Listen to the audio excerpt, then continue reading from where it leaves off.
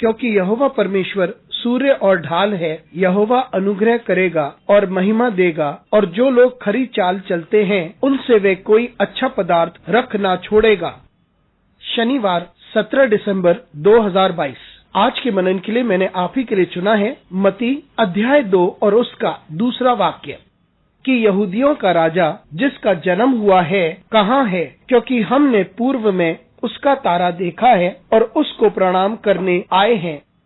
आपका दिन आशीषित हो। बुद्धिमान व्यक्ति जो राजा की खोज में आए थे, उन्होंने पूछा राजा कहाँ है। आइए इस वाक्य पर मनन करते हैं। आज की सुबह का विषय है राजा कहाँ है।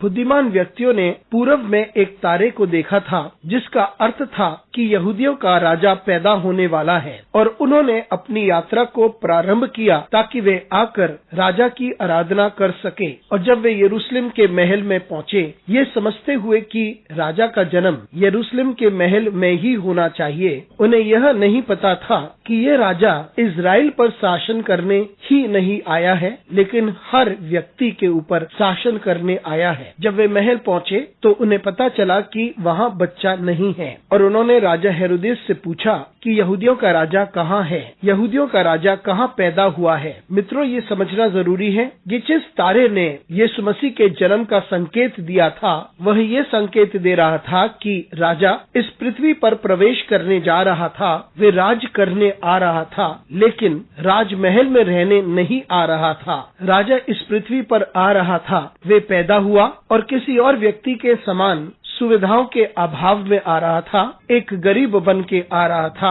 और एक जरूरतमंद के रूप में आ रहा था। उसके पास कोई जगह नहीं थी और रहने का कोई स्थान नहीं था, और जन्म का भी कोई सही जगह नहीं थी। और ये दर्शाता है कि राजाओं का राजा इस पृथ्वी पर आकर हम में से हमारे समान रहने के लिए तैयार है, हमारी परेशानियों से जूझते हुए रहने के लिए तैयार है, और ऐसे करके सभी की परिस्थिति को बदलना चाहता है और एक राजा के समान हमारी अगुवाई करे। ऐसा राजा जो हमें बचाता है, जो हमें बाहर निकालता है और जो हमारे साथ रहता है, और ऐसा राजा जो हमारे दुख को समझता है। ऐसा राजा जो महल में ना रहकर एक गौशाले में पैदा हुआ, जिसके पास कोई सुविधा नहीं थी। एक राजा जो गौशाले में पैदा हुआ। आइए इस बात को हम समझे कि हमारे पास एक राजा है जो हमारे पास इस प्रकार से आता है जिस प्रकार से हम अपने जीवन को व्यतीत करते हैं। हमारी ही परिस्थिति में हमारे पास आता है, हमारी कठिनाइयों में और हमारे दर्द में वे हमारे पास आता है।